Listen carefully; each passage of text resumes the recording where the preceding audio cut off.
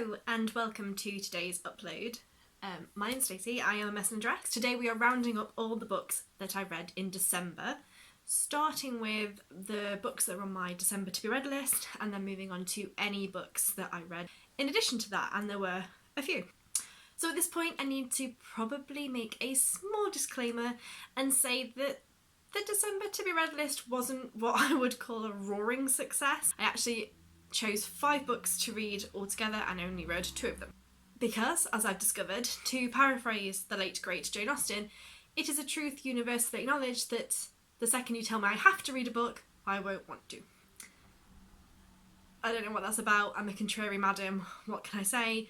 But the second I write a list of books that I'm supposed to be reading, I have zero interest in reading them, and that is exactly what happened this month. So I'm going to talk about the 2 that I did read, and then we'll very briefly touch on the ones that I didn't, and we'll leave it there. Enough said. So first up on the to be read list was Indomitable by Darcia Cobbler, and this was advertised as a bad boy sports romance.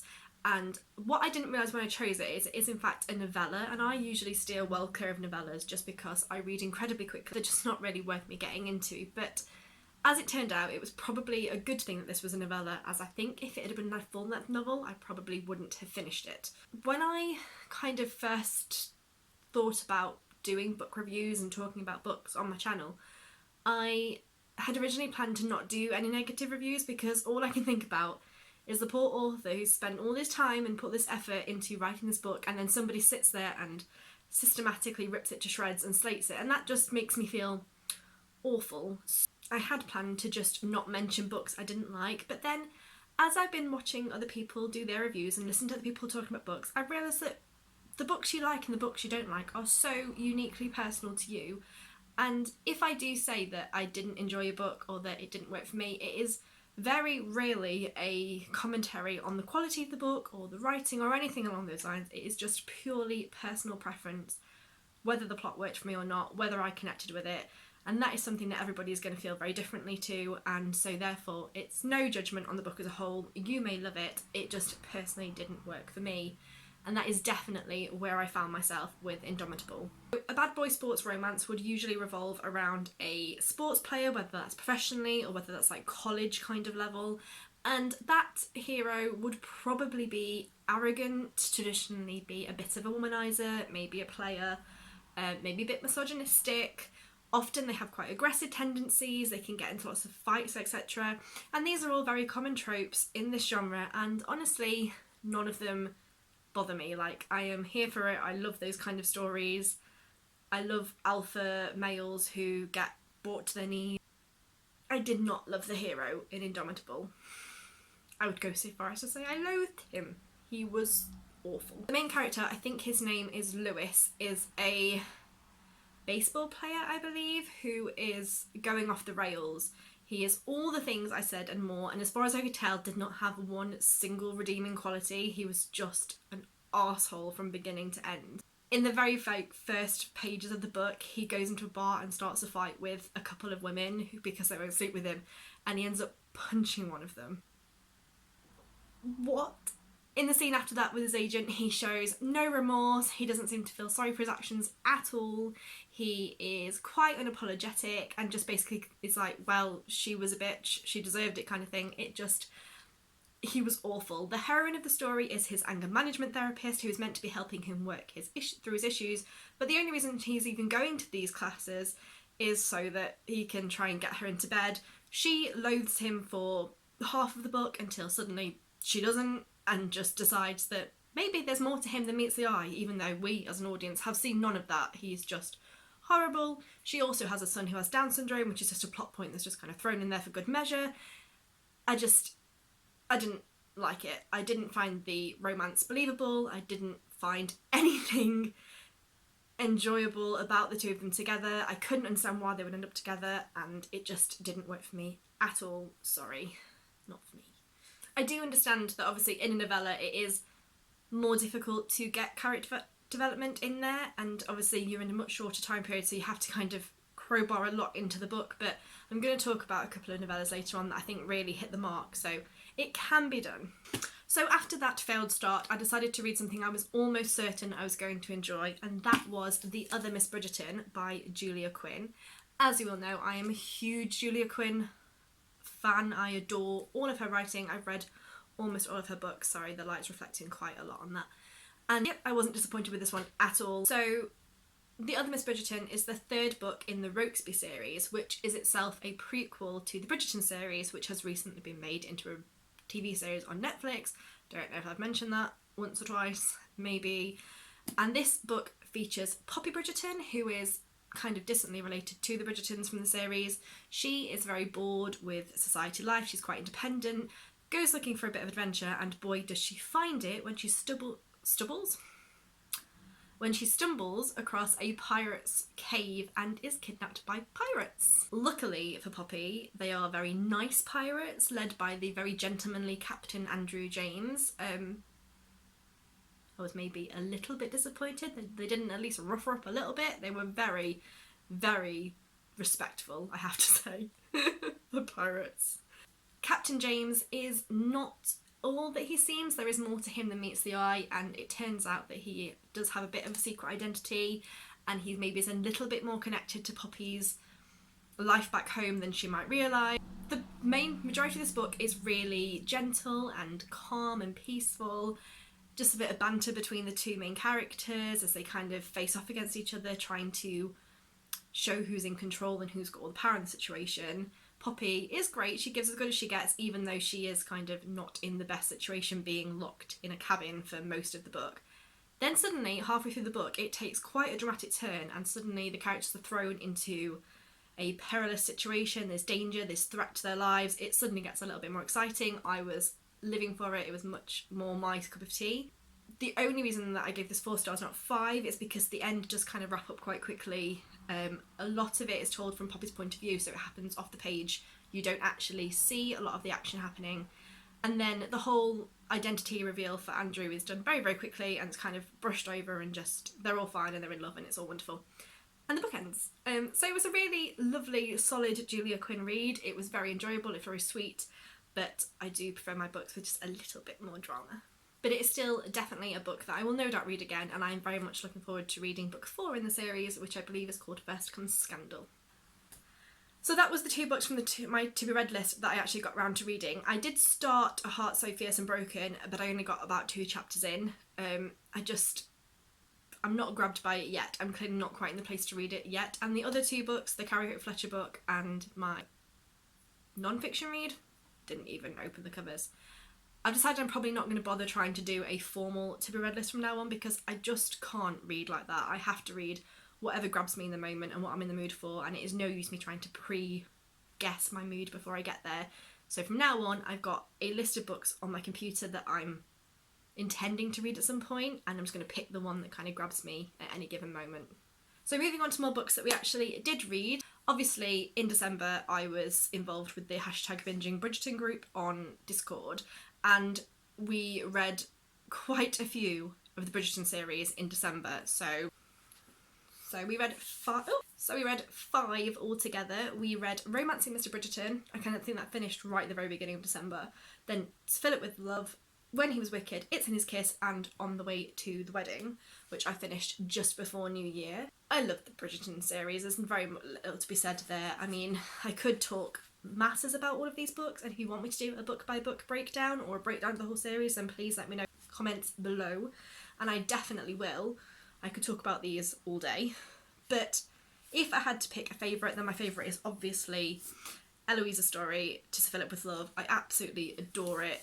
Eloise is just the best. Sir Philip is my one true love. I adore him, and this would be, if I could only read one Bridgerton book until I died, it would be this one. But they are all fantastic. I thoroughly enjoyed rereading them. I've loved talking about them so much, and yeah, until we meet again. So the next book I read was recommended to me by Alicia Reads on Instagram, and that is a name that you're going to hear a few times. I get a lot of my recommendations off of Alicia. She has a very similar reading kind of taste to me, and if she says a book is good, I know I'm probably going to enjoy it, so I write it down almost immediately. The first book that she recommended to me was The Beast of Besswick by Amalie Howard. This is a Beauty and the Beast retelling, and the cover is absolutely beautiful. So to be honest with you, I probably would have picked it up anyway had I seen it, but I was very, very grateful for the recommendation. In The Beast of Besswick, Lady Astrid seeks to save her sister from a forced marriage and throws herself upon the mercy of Lord Nathaniel, who is known as the Beast of Besswick. This is a very kind of classic Beauty and the Beast retelling. It hits all of the beats that you would expect, but it doesn't feel like it's just regurgitating old material. It does feel fresh and it does feel new, and it does feel like it brings its own spin on it, which I enjoyed. I loved both of the main characters. Lord Nathaniel and Astrid were really sweet, and I loved watching their relationship grow. I loved seeing Nathaniel as the wounded, scarred hero who is used to people being scared of him and not wanting to get to know him and not wanting to spend time with him, and how Astrid really isn't bothered by that and enjoys kind of getting to know him and enjoys their relationship growing. I loathed her sister. Her sister, the one that she's trying to save from the failed marriage, just seemed so ungrateful. She was a bit like, leave me alone, I can sort it all out myself. I just wanted to go, your sister has made this huge sacrifice for you. She's, thrown herself on this beast of a man and asked him to help for your benefit, and she just seemed really ungrateful. She does have her own book, the sister. I think she has a second book of her own, and I'm honestly not sure if I want to read it, because I really enjoyed the book and I really enjoyed the author's writing style, but I hated the sister. So if anybody's read the sister's book and knows if she's in any way a nicer person in that book, then please let me know, because yeah, I wasn't impressed. This would definitely go on my list of like top 10 Beauty and the Beast retellings if I was ever to do that, and maybe I should at some point, because I swear I've read a lot of them. I don't think it necessarily like reinvented the wheel or anything, but it was a really solid Beauty and the Beast retelling. It hit all of the marks you needed to hit, and I thoroughly enjoyed it. Next up was Demon King by Elizabeth Briggs. This I found through a Facebook ad. I mean, talk about targeted marketing. Facebook has got me down. The ads I get are just perfect for me all the time. This was pegged as a Lucifer, Hades, Persephone retelling, and honestly it had me at Deal with the Devil. They're my favourite kind of books. I love them. In the story, our heroine makes a deal with a mob boss to help find her friend who's gone missing. Little does she realise she has made a deal with the literal devil. He offers to help her in return for 7 days with her, one for each of the 7 deadly sins, and in a slightly unusual twist, doesn't automatically demand that these days be of a sexual nature, although he fully expects she will be tempted into that along the way. Throughout the book, our heroine, Hannah, realises that she may be more connected to the Lucifer character than she realises, and there may be more of a past there than she's kind of knows about to begin with, so there's all this intrigue going on at the same time. Hannah was quite a run-of-the-mill kind of timid heroine at the very beginning, but she does grow into her own. She doesn't put up an awful lot of fight with Lucifer in terms of kind of like resisting his charms, but to be honest with you, I'm not entirely sure I would either. If a really handsome rich guy tried to shower me with gifts and give me a very glamorous lifestyle, I think I'd go along with it too. She does also have a few kick-ass moments later on in the book when she starts to kind of come into her confidence a bit and also learn a bit more of her history, so I liked her. It all worked out in the end. The Lucas/Lucifer character, I'm not really sure if he was based on the character from the Netflix TV series Lucifer, played by Tom Ellis, I think it is, but that is absolutely who I was picturing as I was reading the book. I mean, I like to picture him generally, he's a beautiful human being, but I digress. There were definitely similarities in how the character was kind of portrayed and the way he acted, and he definitely made me reminiscent of that series, so I do wonder if there was like a connection in there. I think overall he was quite a nice devil compared to some that I've read. He wasn't particularly tortury or evil in his kind of actions and his behaviour towards the heroine. He was definitely a tortured hero. He obviously had a dark past that he was trying to kind of keep secret for most of the book. That's always a particular favourite trope of mine, so I loved it. He was brilliant. I thoroughly enjoyed this book. It was very easy to read. It ripped through it all. There's so much action. The world building was really interesting. It wasn't just a straight heaven, hell, demons, angels kind of situation. There were also paranormal elements. So there were dragons, there were gargoyles, I think there were vampires, possibly werewolves. So it felt like a bit of a more in-depth world than I expected. The only problem I had with this book was that I hadn't realised when I started that it was in fact part of a trilogy, I think. And the second book has not yet been released, and the book, it's not so much a cliffhanger, but the story hasn't been resolved. The threats and the danger that the couple face is still there, and they're still dealing with it, and we don't know how the story ends. So that's annoying, because if I'd known that, I may have waited to start the series, but I'm really glad I read it, and I will definitely be keeping my eye out for book 2 when it is released, which I think is in February. So the next book I read was called Tongue. I hate that word. Tongue. However you want to say it. And this is book 8 in the Ruthless King's MC romance series. I enjoy a good MC romance. They're often quite dark, they're often quite violent and gritty. It's definitely not a lifestyle I particularly feel I need to get to know in real life, but from a romance perspective, I do thoroughly enjoy them. And I've enjoyed all of the books I've read in this series so far. Tongue is a very dark and twisted character. That's his road name, by the way. He does have a real name, I can't remember it. He's been featured in all the other books up to this point, and he has a particular proclivity for blood and cutting out of tongues, hence the nickname. He's definitely the freak of the series and often feels quite distant and disconnected from the rest of the group. He also has a deeply upsetting backstory, which will probably be quite difficult for some readers to read, so if you do have kind of content that you don't like around abuse and sexual assault, then I would steer well clear. And I think I would probably say that of all of the books in the series, because I mean there is sex trafficking, there is assault, there is violence, there is murder, there is child abuse, there is everything. It is a grim universe, and if you don't like that kind of thing, you're not going to want to go near these books. In Tongue's story, he meets Daphne, who is a sweet and innocent young girl who works in a bookshop, and he is instantly obsessed with her. Although Daphne is quite naive and very, very innocent, she actually quite enjoys Tongue's dark side, and I think she quite likes being kind of the object of his obsession. And although I am a huge fan of a dark romance, I have to say that this one possibly went a little bit far even for me. Tongue does initially stalk Daphne a bit, which I didn't mind, that doesn't bother me at all. And there's also quite a lot of knife play and blood play, which is not what I'm normally into, and again, that wasn't what turned me off this book. What I really didn't like was the fact that normally in these kind of books, the hero and the heroine, they help each other overcome their past traumas, whereas in this one it kind of felt like Daphne was enabling Tongue with all of his dark twistiness. She encourages his violence and encourages him to keep on killing, and at one point I think even actually assists him in a couple of murders, which was just an odd choice for me, especially seeing as I wasn't always convinced that the victims necessarily deserved it. They were sometimes a bit arsey, but I don't know if they actually deserved to have their tongues cut out. It was a bit far.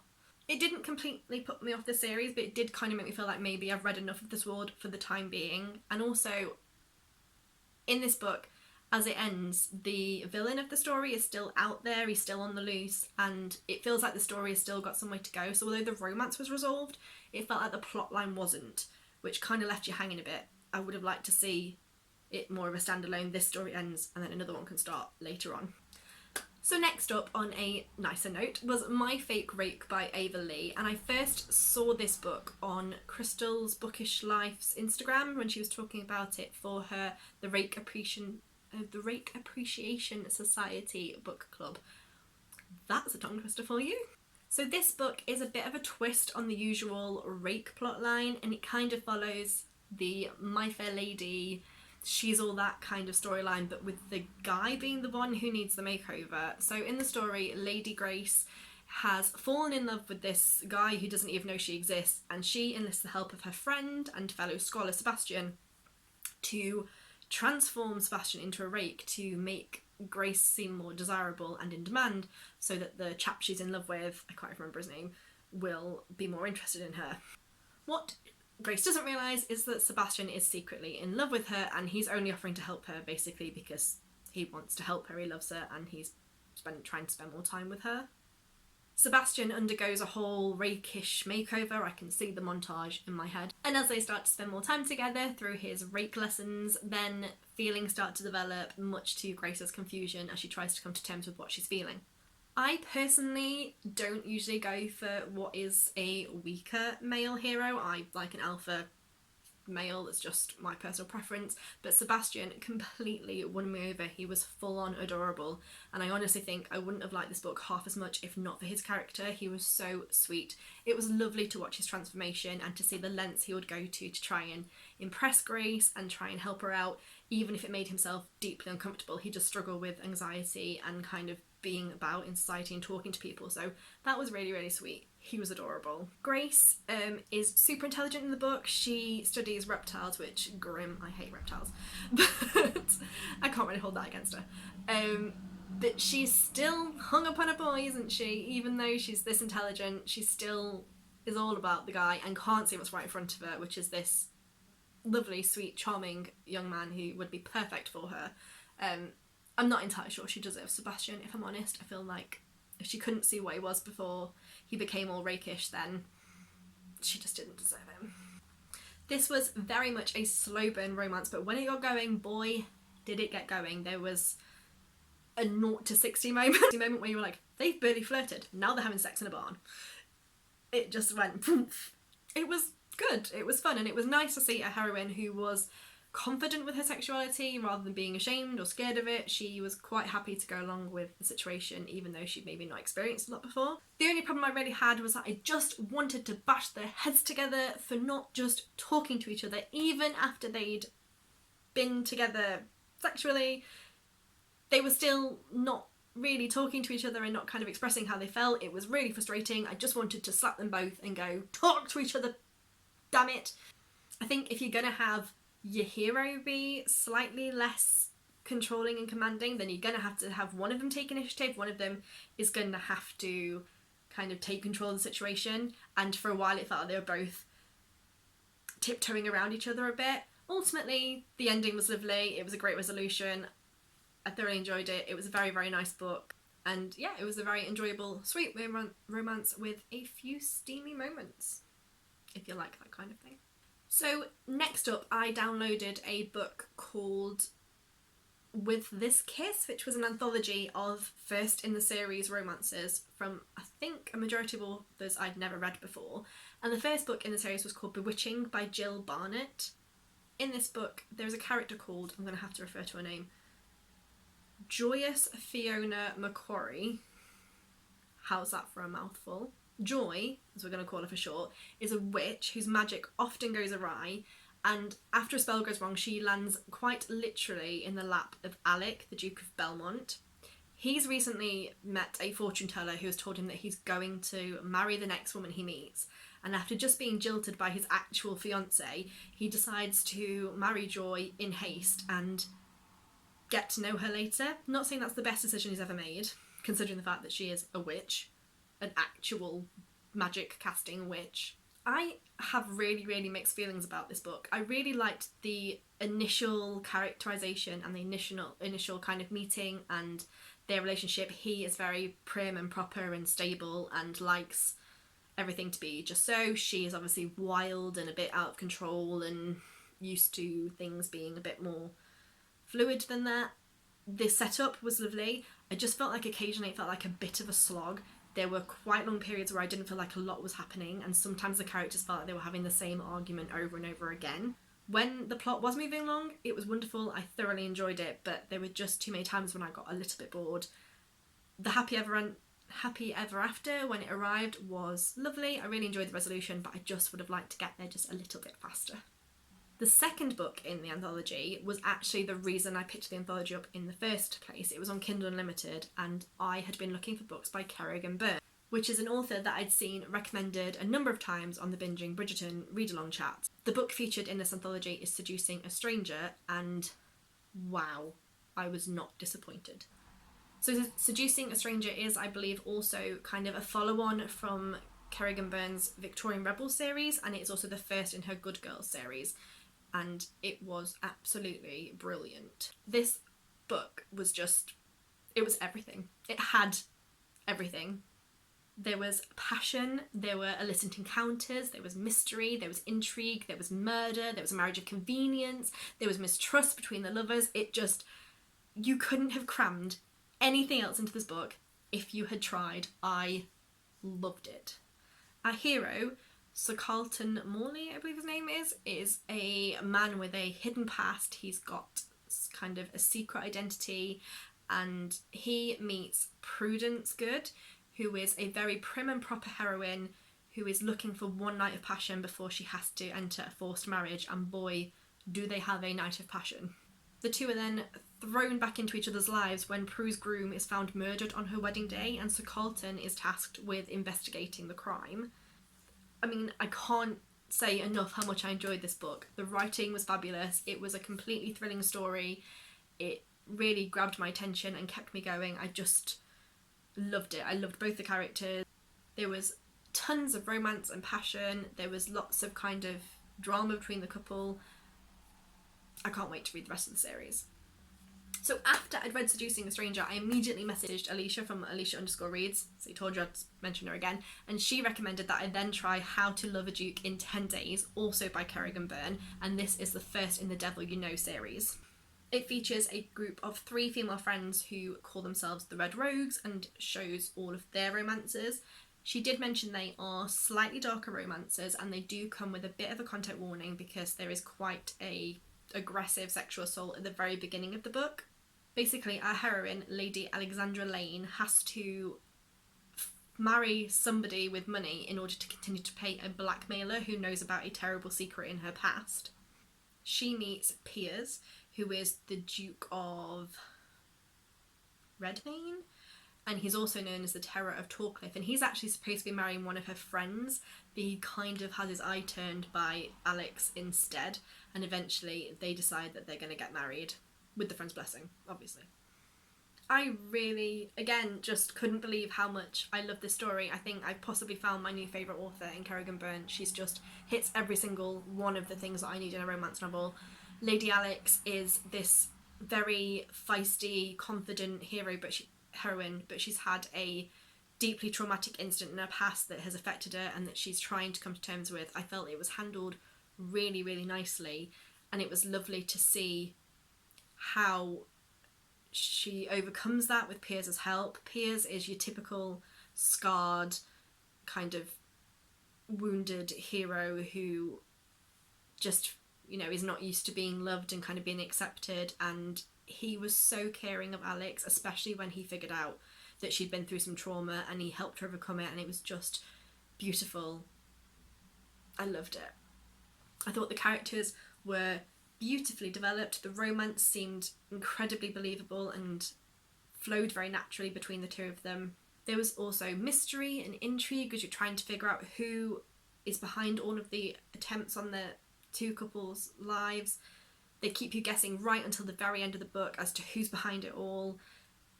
It was just wonderful. Again, I can't wait to read more books from the same series. I'm absolutely hooked.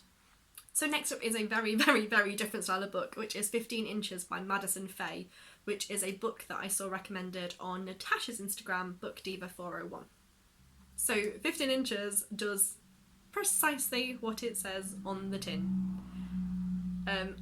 Alexis walks in on her very hot yoga instructor in the shower and can't help but noticing that a certain part of him is rather larger than you might expect. I don't know how to talk about this. I really don't. Let's just say she's surprised to find out what he's been hiding inside his yoga shorts. After a little while of embarrassment and a bit of sexual frustration, she decides to quite literally take matters into her own hands and go and experience this whole phenomenon for herself. This really is more erotica than romance. There's not really any kind of romantic moment between the two of them. It's just pure sex. But it is a lot of fun, and it was a very kind of silly, fun read. It was very good. I would be interested to see something a bit longer by this author, as this is really, really short. But yeah, it literally does what it says on the tin. So the next book that I read in December was actually a bit of a spur of the moment decision. I stumbled across another book club, yet another one, called Seasonally Booked Up After Dark, and they were in the middle of reading the Kresley Cole series Immortals After Dark, which is one of my all-time favourite book series. I absolutely adore it. It is a paranormal romance series, and it is unlike anything I've ever read before. It's just fabulous.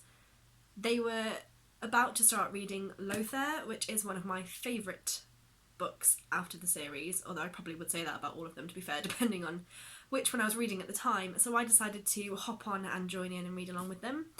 I previously only ever owned this on Kindle, but I actually got myself a copy, a physical copy, and was surprised actually it came hard copy. I was expecting it to be paperback, but not complaining. So Lothaire is basically the story of Lothaire, the enemy of old, the villain from many of the other Immortal After Dark books, and he is a vampire, centuries old, very deranged and psychotic and twisted. Basically evil. He's your ultimate alpha bad boy, but he is a lot of fun. He is unashamedly wicked. He is just brilliant. I mean, it must have been a joy to write him. It's certainly a joy to read about him. His heroine is the mortal Ellie, and she is such a fantastic heroine because although she's mortal and although there's a massive power difference between the two of them, she is not afraid to give as good as she gets. She doesn't back down. She constantly winds Lothaire up. She's constantly teasing him and just harassing him, and it's so funny. I absolutely adore their banter and their kind of relationship as it grows. So if you haven't read an Immortals After Dark book before, then be warned, these are nothing like you've ever read. They are absolutely bonkers. They are this unique combination of bloodthirsty and sexy, sometimes the two mixed together. They can be very violent, very aggressive, and very, very raunchy. They are unashamedly bold, in your face, not afraid to be what they are, and I absolutely live for it. I think they're just the most fantastic series of books. They are the only series of books I've ever read where after 4 or 5 books you don't even bat an eyelid if someone loses an arm or is accidentally decapitated. Lothaire is probably one of my favourite books in the series. It is just possibly one of my favourite paranormal romance of all time. Lothaire is the ultimate alpha male and he treats Ellie appallingly for most of the book. I know some people don't like that he is genuinely not a nice guy for a lot of the book, but it just for me makes it even more fun when he eventually kind of comes to realise what he's been doing and the error of his ways, and he's literally brought to his knees by this woman that he sees as so much weaker than him, but she's actually got all this power over him, and I just live for it. It's just one of my favourite tropes. I adore it. There is loads of action, loads of twists and turns. You never know what's going to happen next. You never know how they're going to get out of all the many, many kind of dangerous situations they get into, just like you would expect from an IAD novel. Just perfect. I've read this so many times I've lost count, and I will no doubt reread it so many times again. I never get bored of it, ever, and I'm very much looking forward to carrying on our reread when we start with, I think Shadow's Claim is next. Love it. More vampires. So the last 2 books that I read in December were both novellas, and I snuck these in literally at the 11th hour on New Year's Eve. I was just bored and just fancied having a bit of a read. I was feeling a bit glum and a bit down as we kind of got towards midnight, so I picked up my Kindle and very quickly crammed in 2 novellas, and I was so glad I did because they were so lovely and so cute. And the first one was Christmas Carol by Jordan Marie. Now I've read a lot of books by Jordan Marie, and she does some kind of quite different genre of books, but Christmas Carol is linked to her Lucas Brothers series, which I absolutely love. All the kids are named as colours and flowers and things, and it's just, I really enjoyed that series. And the mum of that series is called Ida Sue, and she makes a brief cameo in this book, which I really enjoyed. She's such a batty character and she's just fabulous. So this starts off as kind of a hate-to-love romance. It's set in a Christmassy town straight out of a Hallmark movie, and it really does feel like one of those really good feel-good Christmas films, although it is a little bit raunchier than anything you'll find on Christmas 24 or whatever channel you have where you are. Cyrus Martinez is a grumpy, kind of Grinch-like male who comes to play, I think it's baseball, for like the town team, and he's really not impressed with the town. He hates that it's really over Christmassy, and he just hates that he has to be there. And he's also not particularly impressed with his new neighbour, who is the Christmas loving Carol.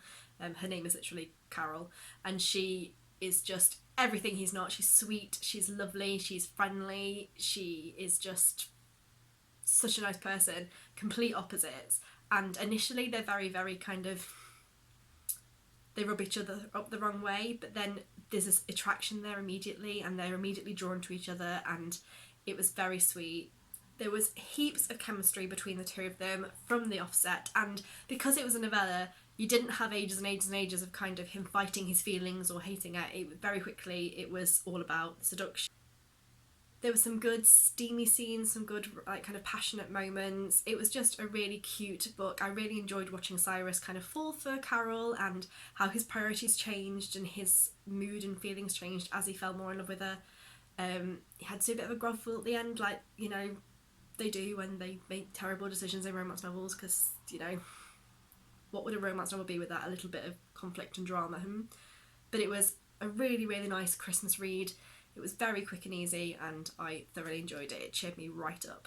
And then last but no means least, in December, I crammed in the absolute pièce de résistance, creme de la creme, whatever you want to call it, book of 2020. I spotted on Tessa Dare's social media that she got a free Christmas novella up called When She Was Naughty, and so I just thought, oh, I'll give it a go, you know, I've got nothing better to do on New Year's Eve just before I go to bed. And oh my god, this book was perfect. Like, genuinely, I know it was a novella, it was only very short, it didn't have a lot of room, but it was absolutely perfect. It apparently was inspired by the ugly jumper scene in Bridget Jones' Diary. At the beginning of the book, our heroine, Chloe Garland, tricks the kind of neighbouring lord, Justin, who she's not particularly fond of, to wear a really kind of garish, tacky Christmas waistcoat to their family Christmas party, and is very surprised when he turns up wearing this waistcoat, and he's thoroughly embarrassed when he realises she's tricked him and nobody else is wearing the same kind of thing. I expected this to be a enemies to lovers, they hate each other, but then they fall in love kind of book, and it wasn't that. It completely pulled the rug out from under me. I was absolutely blown away by these two characters and their relationship and how it all worked out, and it was so sweet and so adorable. Justin is hands down the sweetest, most lovable hero I've ever read. The bit when he expressed his feelings to Chloe for the first time were just, I just melted. Chloe was just surprised, I was surprised, it was wonderfully done. Chloe is quite a sassy, cheeky, adorable little heroine, and although she does tease and wind Justin up and she obviously sets out to embarrass him with the waistcoat, she is genuinely a little bit mortified when she realises that he is actually really hurt and embarrassed by it, and he thought that she had slightly different intentions when she invited him to the party and gave him the waistcoat, and it was just so adorable. I think possibly my favourite thing I read in 2020, hands down. I loved every single second of it. My literal only complaint is that I really, really wish it was longer. I would kill for a full-length novel with these two characters and this plot. It was just wonderful, and it really did end 2020 on the best possible note. I went to bed with a massive smile on my face and just couldn't talk highly enough about it. I think I even woke my husband up to tell him how lovely this book was. It was so nice. So good. So there we have it. That's all the books that I read in December. I don't think I missed any. I may have done. Kind of read very, very quickly, and I haven't really ever tracked and kept track of what I read until now. I've just been trying to update my Goodreads, and man, that is a job in itself. So I'm going to try and stay on top of it for January. And like I said, I'm not doing a to-be-read list formally, but I am going to do a few videos about some of the things I plan to do. I've got a few book clubs planned, a few kind of read-alongs planned. So I'm going to do a video about what's coming up in January for me in terms of reading, and then I'll be back at the end of January with another roundup. We'll see how that goes, and I'll see you next time. Bye!